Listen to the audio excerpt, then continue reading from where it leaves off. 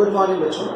ठीक है, आज की जो टॉपिक है वो आज हम लोग जो डिस्कस कर रहे हैं वो कर रहे हैं इलेक्ट्रोस्टैटिक्स का लेक्चर नंबर 2, जिसमें हमें आज ये समझना है कि method of producing electric charge क्या होगा। आज हम ये जानने की कोशिश करेंगे कि हम किसी बॉडी पे किस किस तरीके से चार्ज प्रोड्यूस कर सकते हैं। लेक्चर 1 की वीडियो में आपने देखा होगा कि हमने सीखा था बेसिक कैरेक्टरिस्टिक्स ऑफ चार्ज। आज जो हमारी डिस्कशन है वो होगी method of producing electric charge. ठीक है, तो यहाँ देखिए आज की जो क्लास की टॉपिक है method of producing electric charge, producing electric charge. अब यहाँ देखिए इसमें हम क्या कर सकते हैं। सबसे पहला जो मेथड होता है जिससे हम किसी बॉडी पे चार्ज पुट कर सकते हैं, जो फर्स्ट है उसको हम कहेंगे चार्जिंग बाय फ्रिक्शन। अब यहाँ पे समझिए दो तरह की बॉडी होती है, एक जो अनचार्ज या लोअर कंडक्टिंग बॉडी कह सकते हैं उसको, लोअर कंडक्टिंग बॉडी, दूसरी पे हाईली कंडक्टिंग बॉडी। अब हम इस कंडक्टिंग बॉडी को कैसे डिफाइन करेंगे, या फिर मैं ये कहूँ कि इलेक्ट्रॉन के बेसिस पे, चूंकि यहाँ पे चार्ज की बात है और चार्ज इलेक्ट्रॉन के फॉर्म में ही क्वांटाइज होता है, उसी फॉर्म में एग्जिस्ट कर सकता है, तो हमें ये समझना है कि हम इलेक्ट्रॉन के बेसिस पे कैसे डिस्टिंग्विश कर पाएंगे कि कौन सी बॉडी इंसुलेटर है, कौन सी बॉडी कंडक्टर है। तो एक सिंपल सा डेफिनेशन से इसको हम समझेंगे। सिंपल सी एक बात इसके बारे में होती है कि कंडक्टर वो है जो इलेक्ट्रॉन को वीकली अट्रैक्ट करे और इंसुलेटर वो है जो इलेक्ट्रॉन को स्ट्रांगली अट्रैक्ट करे। बेसिकली साइंस से कहते हैं कि इलेक्ट्रॉन होता ही फ्लो के लिए है।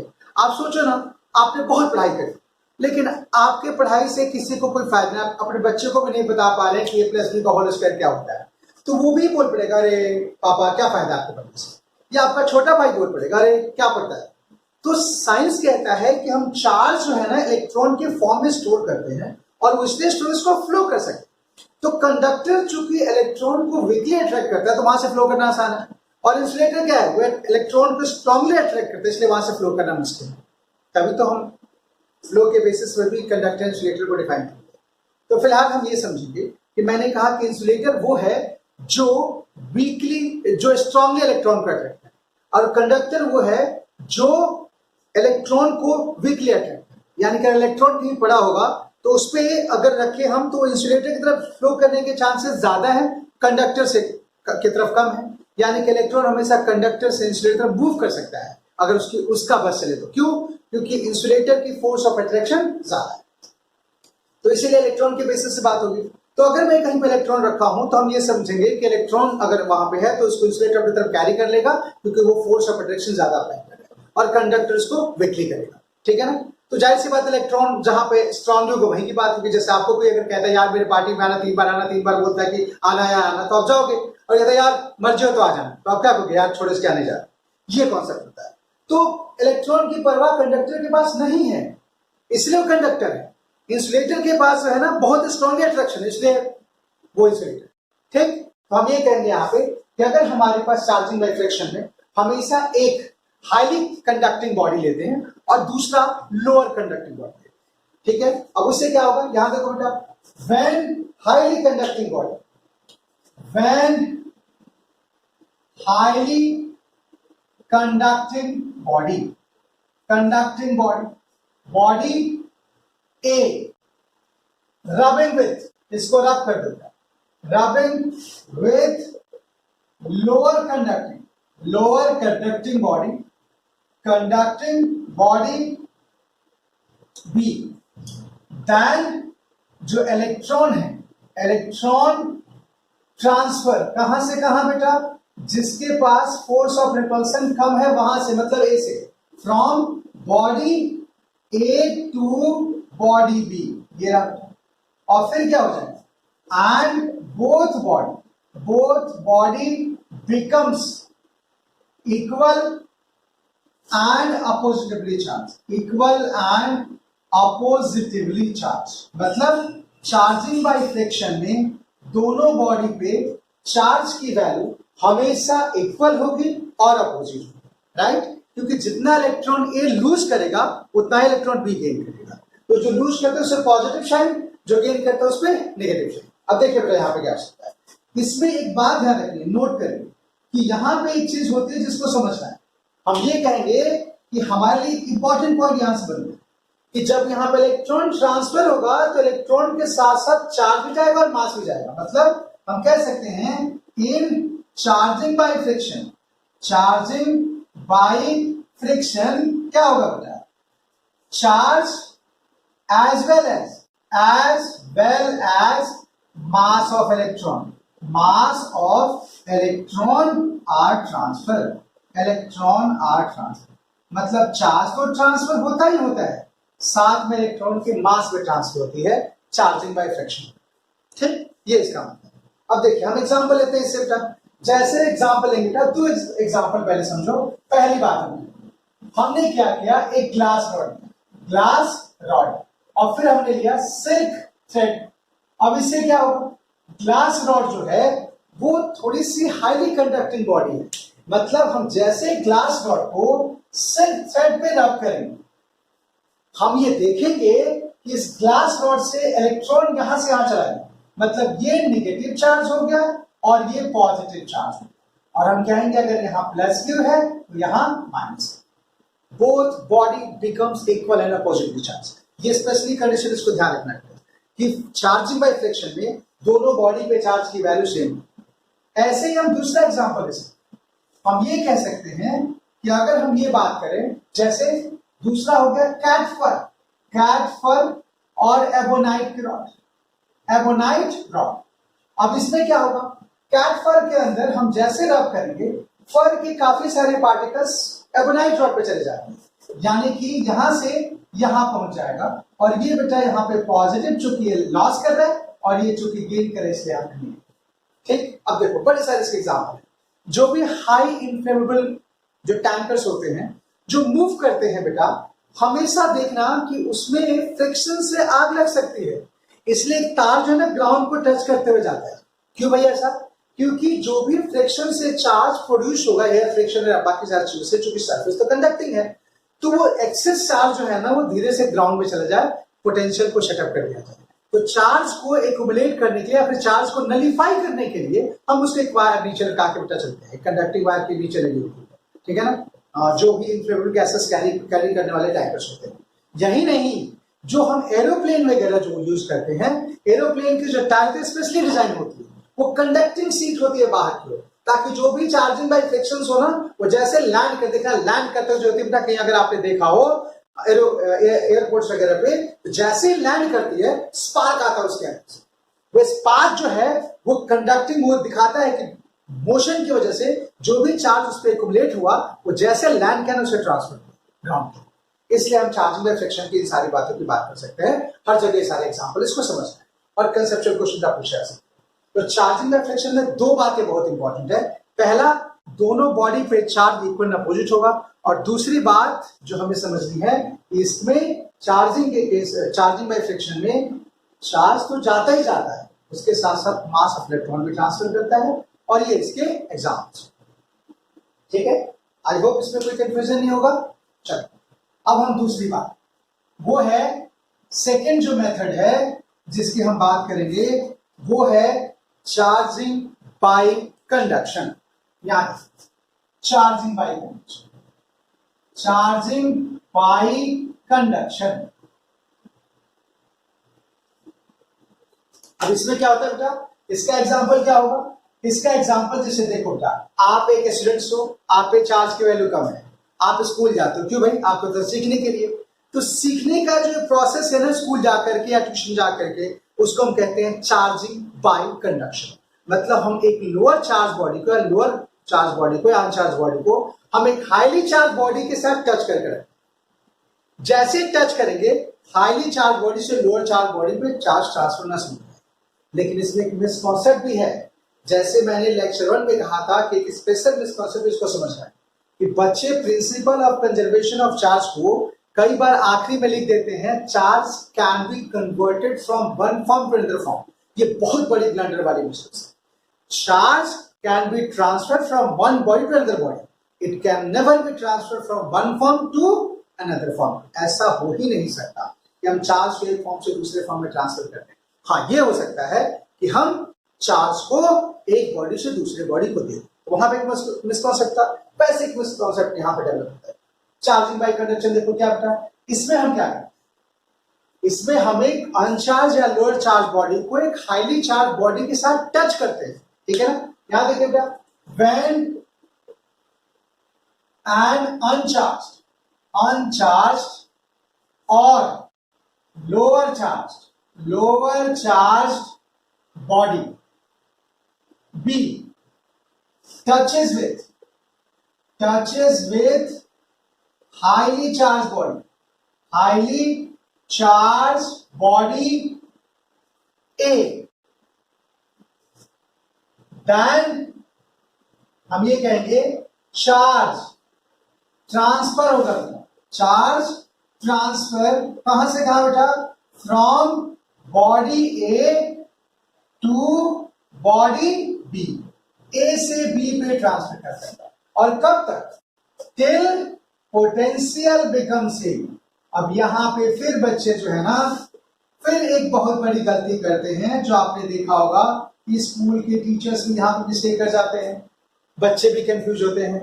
वहां पे स्कूल में सिखाया जाएगा till charge become same. No, अब आपको ध्यान रखना, ये बात नहीं बोल सकते।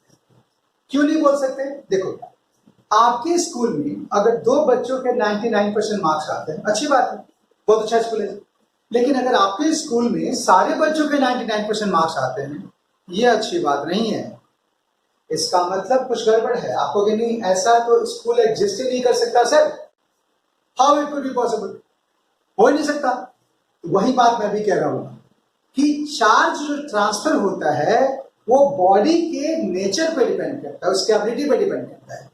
एक ही स्कूल में 40 बच्चे पढ़ते हैं, लेकिन सबके नंबर बराबर नहीं आ सकते, क्योंकि नंबर जिसके ज्यादा उसी के आएंगे जिसके एबिलिटी ज्यादा हो।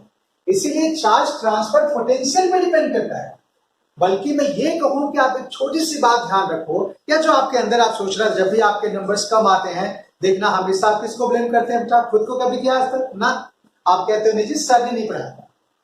तो जब भी हम किसी बॉडी को कहते हैं ना बॉडी अनचार्ज है, ये साइंस का वर्ड, इसको समझना है। When we say his body is uncharged, a body is uncharged, we always say V is equal to 0.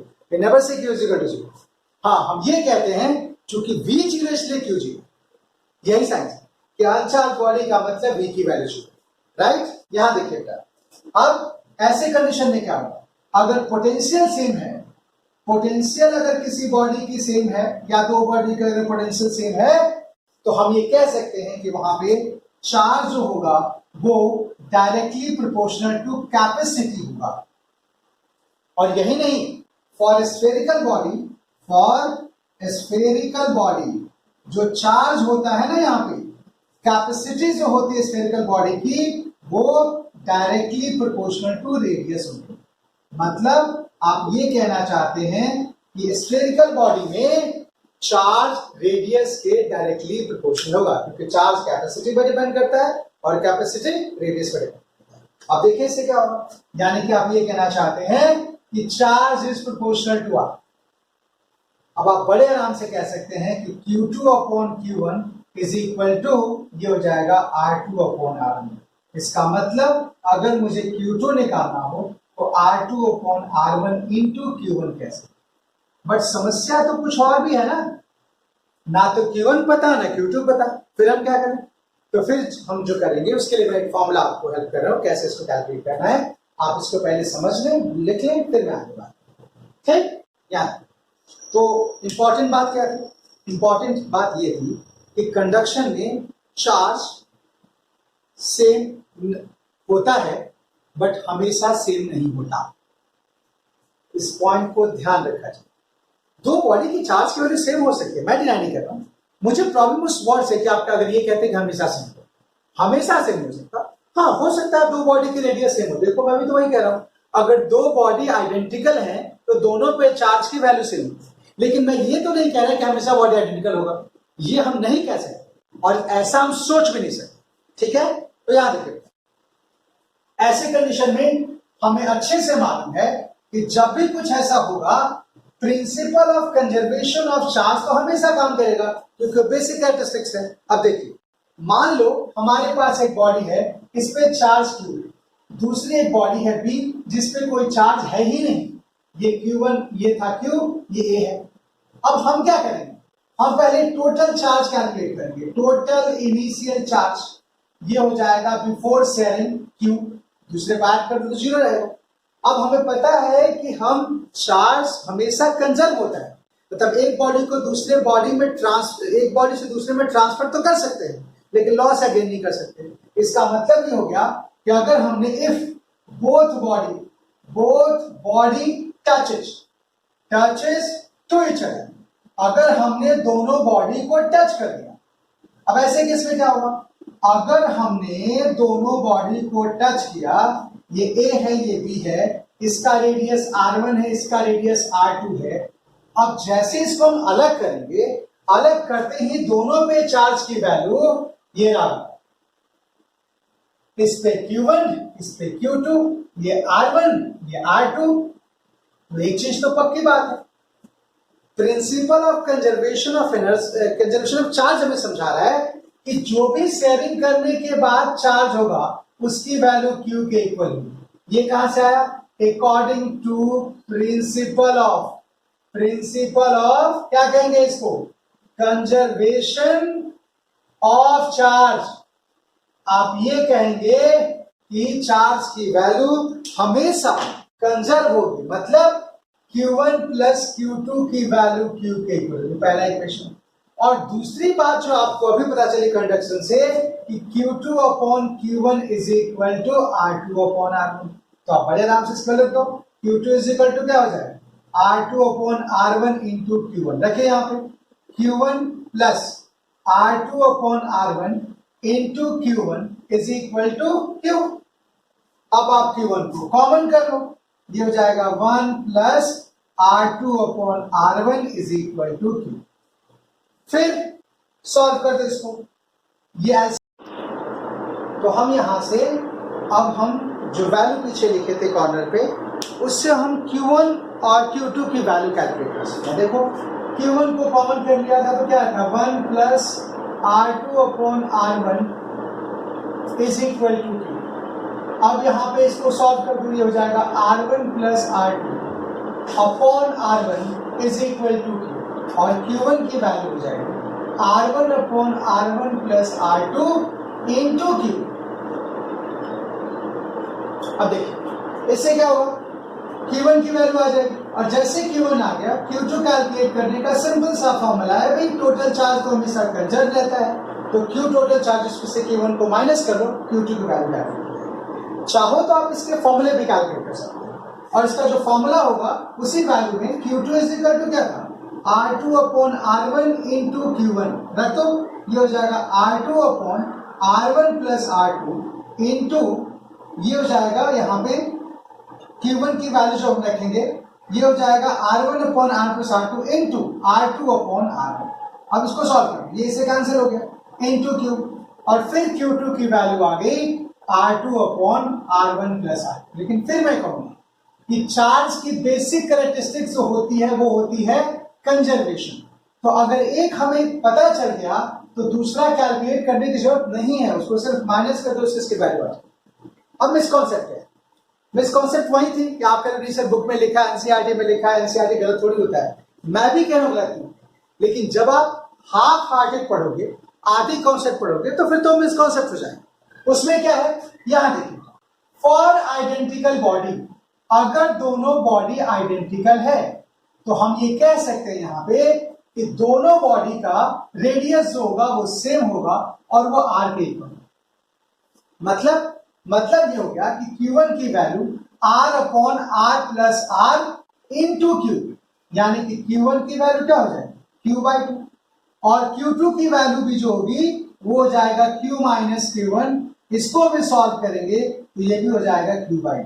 तो देखो ऐसे कंडीशन में दोनों बॉडी पे चार्ज की वैल्यू सेम, तो इसका तो ये मतलब नहीं ना कि हमेशा बॉडी आइडेंटिकल होगा, ये तो हम नहीं कह सकते। मुझे जो प्रॉब्लम है या जो मैं आपको कॉन्सेप्ट जो देना चाहता हूं ये है कि जब भी हम दो बॉडी को दूसरे से टच करते हैं तो दोनों पे चार्ज की वैल्यू सेम हो सकती है, ये करेक्ट है, लेकिन हमेशा सेम होगी ये गलत। क्यों? क्योंकि हमेशा दो बॉडी आइडेंटिकल जरूरी नहीं है। हमें जो सीखते हैं मतलब हम लोग देखते हैं कि बस ऊपर आप पढ़ते नहीं, आपके तो चार्ज बिकम सेम, तो उसके ऊपर पढ़ो जा करके और फिर वहां देखो, वहां लिखा है फॉर आइडेंटिकल बॉडी। लेकिन एग्जामिनर तो इस चीज को समझता है ना, वो आपसे हमेशा जो क्वेश्चन, जो भी एग्जाम में या एंट्रेंस एग्जाम में जो क्वेश्चन बनते हैं उसमें जनरली क्वेश्चन जो होते हैं वो सारे आइडेंटिकल बॉडी के नहीं होते, बिना आइडेंटिकल, मतलब जो बॉडी नॉन आइडेंटिकल उसकी बात की जाती है, जिसका रेडियस अलग अलग है उसको कैलकुलेट करना। मैं आपको इसके बेसिस पे 3 क्वेश्चन समझाऊंगा और 3 क्वेश्चन से इसको देख सकते हैं कैसे इसको करना है, ठीक है ना। 2 क्वेश्चन जो होगा वो नॉन आइडेंटिकल बॉडी का होगा और 1 क्वेश्चन आइडेंटिकल बॉडी का। ध्यान देखिए, अब हम ये कह सकते हैं कि ये कंडक्शन की सबसे बड़ी अचीवमेंट आपके लिए कि चार्ज दोनों बॉडी पे कैसे कैलकुलेट करें। अब अगर आपको ये फॉर्मूला पता है तो आप देख सकते हैं कि कुछ क्वेश्चन जो जेई के थे, जो नीट के थे, वो सारे के सारे क्वेश्चन बड़े आराम से आप सॉल्व कर सकते हैं। मैं आपको एक एग्जांपल दिखाता हूं। यहां देखो, पहला एग्जांपल, हमारे पास 2 बॉडी है, एक का रेडियस 2r है, दूसरे की रेडियस 3r है। इस पे चार्ज की वैल्यू 25 कूलम है इनिशियली, इस पे चार्ज की वैल्यू 0 है। अब क्वेश्चन क्या होता है बेटा, if both body A and B, ये ए है ये बी है, both body A and B touches to each other, दोनों को हमने टच किया एंड रिमूव्ड, फिर हमने उसको हटा दिया, remove. Find the net charge on each body. अब रिमूव करने के बाद दोनों बॉडी पे चार्ज की वैल्यू क्या होगी ये हमें ज्ञात है। तो देखिए आप क्या करें, कैसे इसको सॉल्व करें। सबसे पहले हम कैलकुलेट करेंगे टोटल इनिशियल चार्ज, ये हो जाएगा Q is equal to Q1 plus Q2। अब इसको आप ऐड कीजिए तो Q1 क्या है यहाँ पे 25, यानी कि 25 प्लस 0 कितना हो जाएगा 25। ये शेयर करने से पहले था। अब यहां देखिए, हम दोनों बॉडी की बात करेंगे। अब जैसे हमने इन दोनों को टच किया, ये रहा, और टच करके हमने दोनों को अलग अलग कर दिया। जैसे हमने दोनों को अलग किया, इस पे चार्ज Q1 है, इस पे चार्ज Q2, इसकी रेडियस 2r है, इसकी रेडियस 3r। अब देखिए आप क्या कहेंगे, पहला फॉर्मूला Q1 का, Q1 जो होता है R1 upon R1 plus R2 into Q2। अब R1 की वैल्यू कितना है 2r, रखो यहाँ पे, Q1 is equal to 2r, नीचे 2r plus 3r into Q। अब इसको सॉल्व कर दो, Q1 इज इक्वल टू हो जाएगी 2r upon 5r into 25, r से r कैंसिल, ये 10, 5 5 25, मल्टीप्लाई कर लो, Q1 की वैल्यू 10 कूलम। और जैसे Q1 की वैल्यू आ गई, अब Q2 के लिए कोई फॉर्मूला नहीं चलता, Q2 is equal to Q minus Q1, और हम ये कह सकते हैं Q2 is equal to 25 minus 10, ये हो जाएगा 15 कूलम। तो दोनों बॉडी को जब हम टच करके अलग अलग करेंगे, दोनों बॉडी पे चार्ज अब 10 और 15 कूलम आ जाएगा। पहला क्वेश्चन ये हो गया। अब देखो दूसरा क्वेश्चन कैसे था। सेकेंड क्वेश्चन हम यहां से देख सकते हो, एग्जाम्पल नंबर 2 को देखो। चलो इसको नोट करने के बाद याद रखना, अब जो कॉन्सेप्ट है वो ये कि हमारे पास 2 बॉडी है, एक पे चार्ज जो था Q1 is equal to 25 coulomb था, और दूसरे पे चार्ज जो था बेटा वो माइनस 10 कूलम था। इसके रेडियस r है, दूसरे की रेडियस 2r है।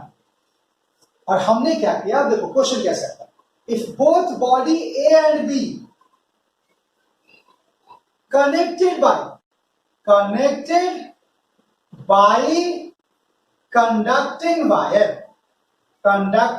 wire, दोनों बॉडी को हमने एक कंडक्टिंग वायर से कनेक्ट कर दिया। देन आपको ये बताना है find amount of charge transfer through wire. आपको ये बताना है कि तो जब हम वायर से इसको कनेक्ट करेंगे तो इस वायर से कितनी चार्ज ट्रांसफर करेगी, ये इसका मतलब है। यहां तक ऐसे क्वेश्चन को कैसे ठीक है। अब देखो क्वेश्चन क्या है, कुछ भी फॉर्मूला अप्लाई करने से पहले आपको ये ध्यान रखना है कि सबसे पहले जो कैलकुलेट करना है वो ये करना है कि टोटल इनिशियल चार्ज कितना था। Total initial charge. अब देखो ध्यान से, 25 माइनस 10 हाउ मच, 15 कूलम। और फिर आपको सर माइनस क्यों, मैंने बेसिक कैरेक्टरिस्टिक्स पहले सिखा रखी है। Third number basic characteristics, charge are additive in nature, उसी को फॉलो करना है। हम ये कहेंगे यहाँ पे देखो, अब हमने क्या किया, दोनों बॉडी को एक वायर से ज्वाइन कर दिया, और जैसे ज्वाइन किया चार्ज एक बॉडी से दूसरे में ट्रांसफर करेगी, और फिर तब तक ट्रांसफर करेगी जब तक दोनों की पोटेंशियल सेम ना हो। तो यहाँ पे इसका रेडियस r है, इसका रेडियस 2r। अब Q1 कैलकुलेट करना पड़ेगा, टोटल चार्ज आपको पता है, तो हम ये कहेंगे Q1 is equal to R1 upon R1 plus R2 into Q। हम ये कह सकते हैं Q1 is equal to R upon R plus 2R into 15। इसको लिखेंगे R अपॉन 3R इंटू 15, ये हो जाएगा इससे कैंसिल, और जब इसको सॉल्व करोगे Q1 is equal to 5 coulomb. अब Q2 निकालने में आप देरी नहीं कर सकते, Q2 इज इक्वल टू हो जाएगा 15, टोटल में से 5 यानी कि Q1 को माइनस कर दो, कितना हो जाएगा 10 कूलम।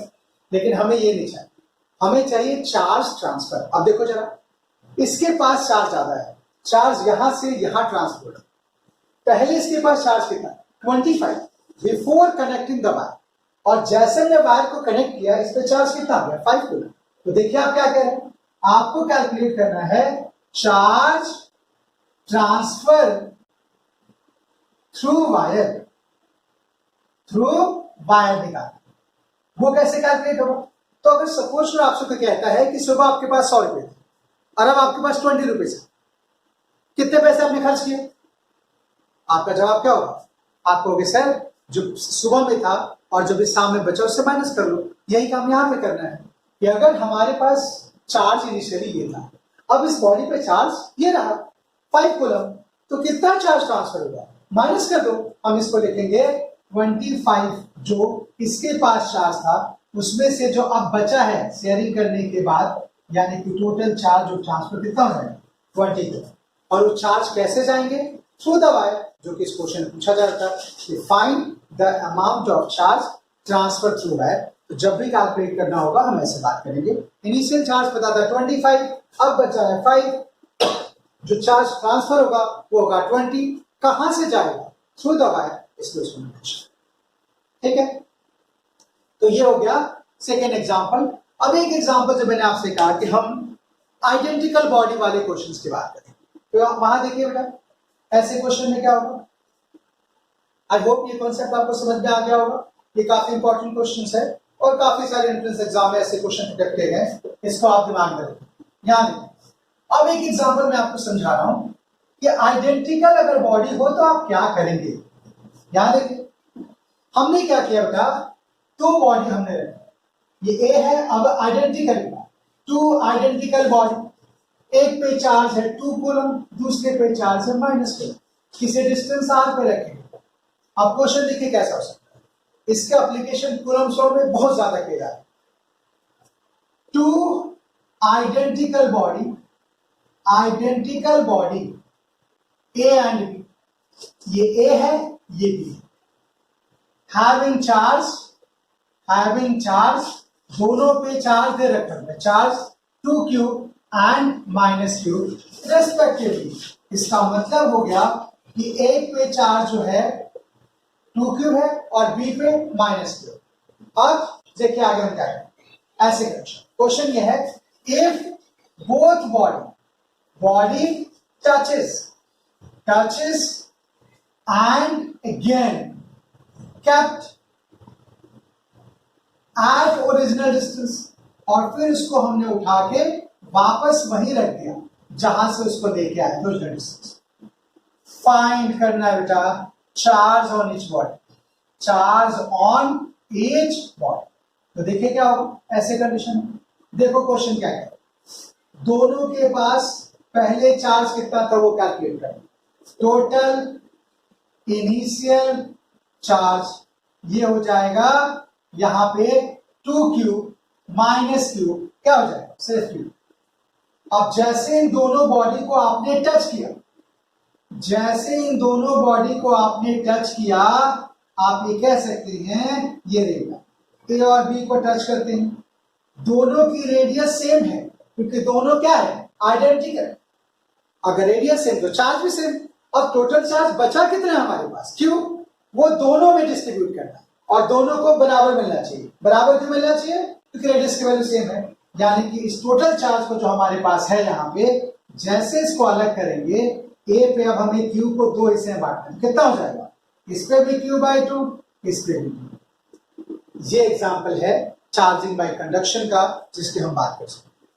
तीसरा जो कॉन्सेप्ट हमारे पास है जिसके हम डिस्कशन करना चाहते हैं, वो है चार्जिंग बाय इंडक्शन।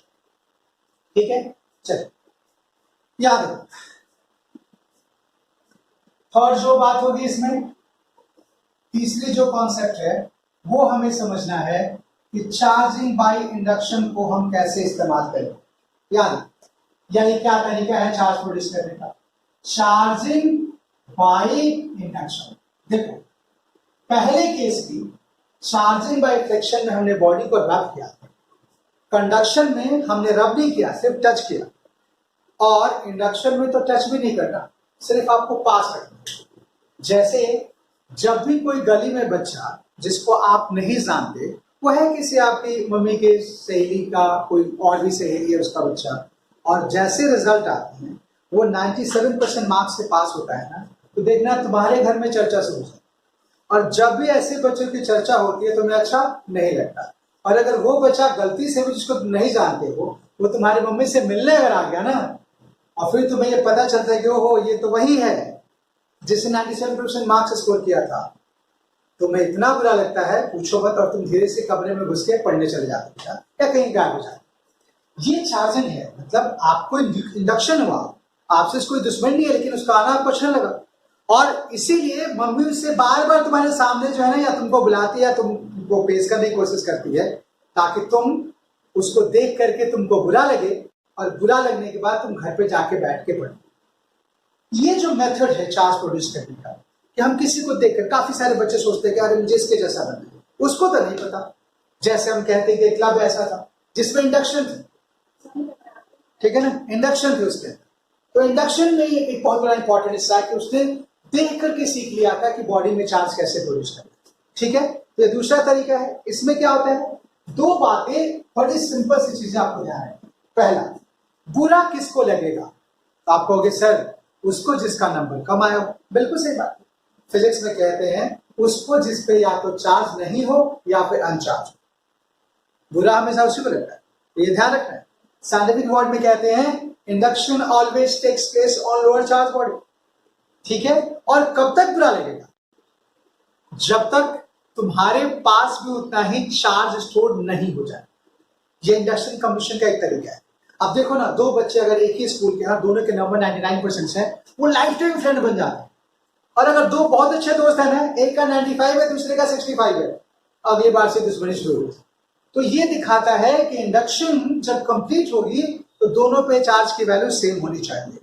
हम ऐसे कंडीशन में, देखो बेटा हम शुरू करते हैं क्या, या when a lower charge body या फिर अनचार्ज बॉडी, एक ऐसी बॉडी जिसपे चार्ज या तो नहीं है या फिर कम। B, kept nearer to highly charged body. A, तो देखो एक बॉडी है जिसपे कोई चार्ज नहीं या फिर अनचार्ज है, उसको हमने एक हाईली चार्ज बॉडी है उसके पास रखा, सिर्फ नियर रखा था। Than equal and opposite charge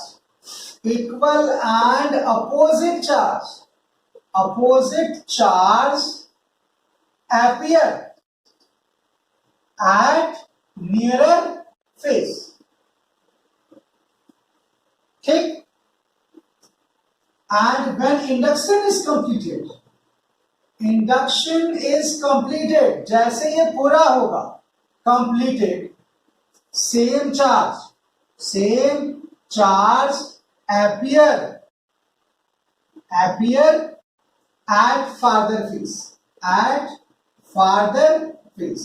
जो दूर वाली फेस है ना, उस पे सेम चार्ज है, तभी इंडक्शन कंप्लीट।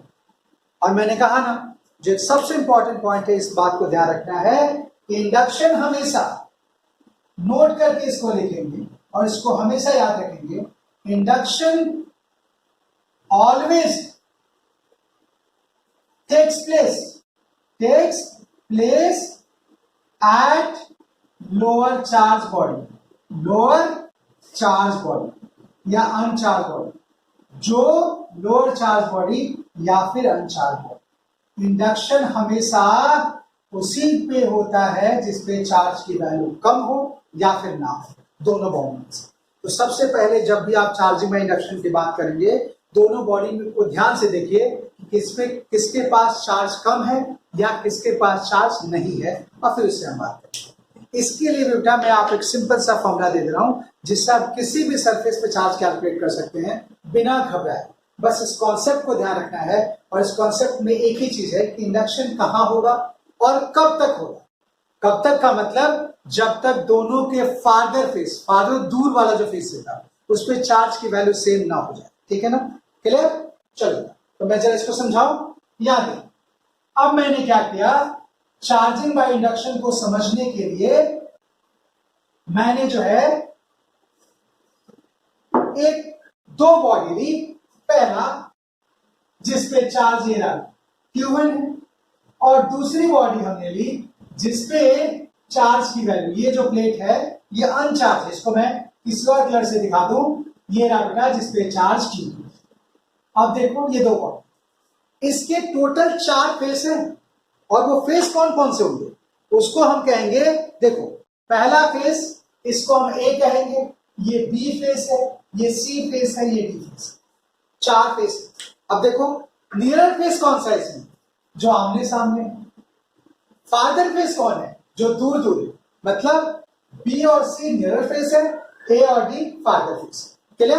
अब यहां फिर हमने कहा ना कि चार्ज देखना, तो लेट कर लो Q1 की वैल्यू Q2 से बड़ी, और जैसे पता चल गया हम कहेंगे इंडक्शन यानी कि नेगेटिव चार्ज सिर्फ B पे होगी। A का कोई गलती नहीं बेटा, A पे कुछ भी नहीं होगा, इसमें सिर्फ शेयरिंग और डिस्ट्रीब्यूशन ऑफ चार्ज। तो देखो क्या हुआ। अब हम बात करेंगे पहले एक ही बात। अगर हम ये कहते हैं कि इस फेस पे इस पे चार्ज x है, तो according to principle of conservation of charge, जो बचा हुआ चार्ज होगा वो इस फेस पे होगा, और वो जो होगा वो Q1 माइनस एक्स, और ये हो जाएगा x। ये A है। इंडक्शन अब शुरू। इंडक्शन तो हमेशा लोअर चार्ज बॉडी पे होता है, और लोअर चार्ज बॉडी पे कैसे होता है, जो नजदीक वाली फेस है उसके नियर फेस पे इक्वल एंड अपोजिट चार्ज। अभी आपने पीछे लिखा था इक्वल एंड अपोजिट, तो कितना है नजदीक वाले फेस पे x, जो कि पॉजिटिव है। इसका अपोजिट क्या हो जाएगा, नेगेटिव, तो यहां पे चार्ज जाएगा माइनस, जो अगर यहां पे x तो ये हो जाएगा माइनस। ये देखो ये है इंडक्शन। और कंप्लीट कब तक होगा, तो देखो पहले according to principle of conservation of charge, total charge कितना है Q2, ये माइनस एक्स है, तो ये चार्ज यहां पे आ जाएगा और वो हो जाएगा Q2 प्लस एक्स। अब इंडक्शन कंप्लीट कब होता है, जब फार्दर फेस पे चार्ज की वैल्यू सेम है। फार्दर फेस क्या है यहां पे, A और D। तो आप ये कहेंगे जब इंडक्शन कंप्लीट होगी, व्हेन इंडक्शन इज कंप्लीटेड, तो आप ये कह सकते हैं तो QA is equal to QB के इक्वल होगा। A और D पे चार्ज की रिसीविंग, यानी कि Q1 minus x is equal to Q2 plus x. X को यहां लेके जाइए, Q2 को यहां लेके आइए, Q1 minus Q2 is equal to 2x, और यहां से x की वैल्यू हो जाएगी Q1 माइनस Q2 अपॉन। अब देखो जैसे x आ गया, अब हम चाहें तो QA की वैल्यू भी निकाल सकते हैं, चार्ज है जो कि Q1 माइनस एक्स है। रख दो इसकी वैल्यू को, Q1 माइनस एक्स का मतलब Q1 minus Q2 divide by 2। ये सॉल्व करेंगे, ये हो जाएगा Q1 plus Q2 divide by. अब ध्यान से देखो, आप कहोगे सर आपने B पे चार्ज निकाला, आपने A पे निकाला, आपने C और D पे क्यों निकाला। क्यों निकालू मैं, हमें पता है कि जितना B पे होगा उतना C पे होगा, साइन उल्टा करके। D पे क्यों निकाला, वो तो हमें पहले से मालूम है कि जितना चार्ज A पे होगा उतना ही D पे होगा, तो A निकल गया तो D अपने आप निकल जाएगा। यानी कि हम कह सकते हैं यहाँ पे QB की वैल्यू हो जाएगी Q1 माइनस Q2/2 और QD की वैल्यू हो जाएगी यहाँ पे Q1 plus Q2 divide by. ठीक, अब देखिए मैं आपको अब इस फॉर्मूले को यहाँ पे रखने का तरीका सिखा रहा हूं। जब भी कभी दो प्लेट दे रखा हो, आपको अगर किसी अलग अलग फेस पे चार्ज निकालना हो तो ये फॉर्मूला आपके लिए ऐसा है जो हर जगह काम करेगा और इसे एडवांस तक के क्वेश्चन को आप बड़े आराम से with in a minute hit कर सकते हैं।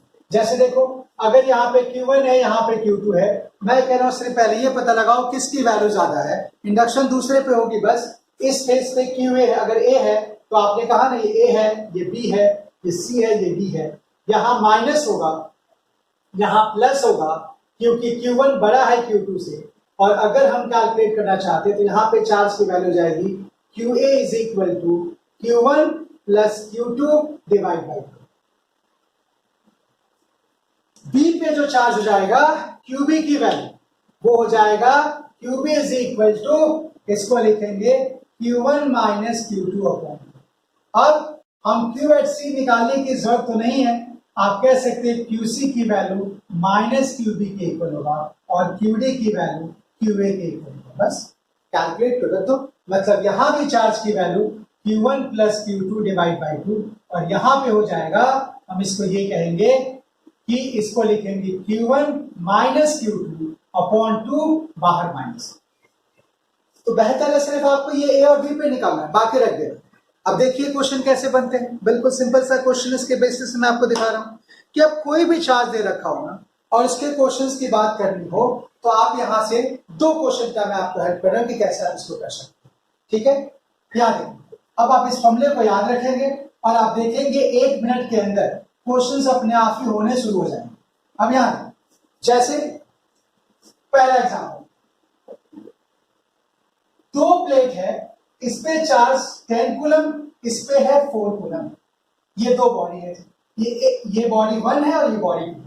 इसके चार फेस है A B C और आपको बताना है कि चार्ज एट A कितना होगा, B कितना होगा, C कितना होगा, D कितना होगा। देखो आपने निकाला है QA की वैल्यू क्या होगा, दोनों का सम 10 plus 4 divide by 2, how much 14 by 2 7 coulomb. Charge at B कितना हो जाएगा 10 minus 4 upon 2, Q1 minus Q2, ये हो जाएगा 6 बाई 2, हाउ मच 3 कॉलम। और जैसे वैल्यू आगे देखो, ये 7 कॉलम, ये 3 कॉलम, ये क्या हो जाएगा माइनस 3 कॉलम। QC की वैल्यू माइनस QB यानी कि माइनस 3 कॉलम और QD की वैल्यू हो जाएगी QA के इक्वल यानी कि 7 कॉलम। ये रहा बेटा QD is equal to 7 column. ऐसे आता है। एक और एग्जांपल आप देख सकते हैं इसके बेसिस पे, वो भी काफी सिंपल सा क्वेश्चन होगा।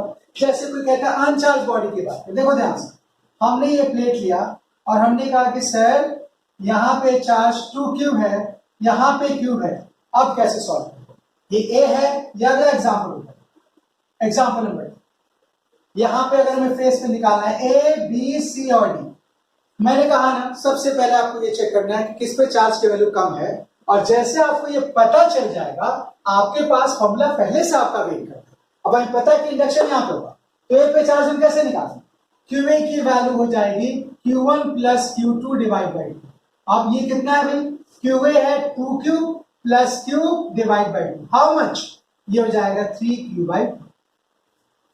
QB की वैल्यू क्या हो जाएगी, QB is equal to Q1 minus Q2 divide by 2, ये हो जाएगा आपका 2Q माइनस Q बाई 2, ये हो जाएगा Q बाई 2। बस C पे निकालें तो C P का यानी कि हम कह सकते हैं QC की वैल्यू माइनस QB यानी कि माइनस Q बाई 2 के इक्वल और QD की वैल्यू QA यानी कि 3Q बाई 2। तो आप रख दो, ये हो जाएगा 3Q बाई 2, ये हो जाएगा Q बाई 2, ये हो जाएगा माइनस Q बाई 2, ये हो जाएगा 3Q। ये हो गया चार्जिंग बाय इंडक्शन का एग्जाम्पल। तो हमने जो आज सीखा वो 3 थे। पहला, हम 3 तरह से चार्ज को प्रोड्यूस कर सकते हैं।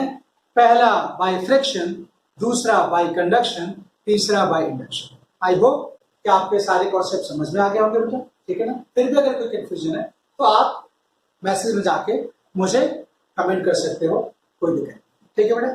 चलो, थैंक यू वेरी मच।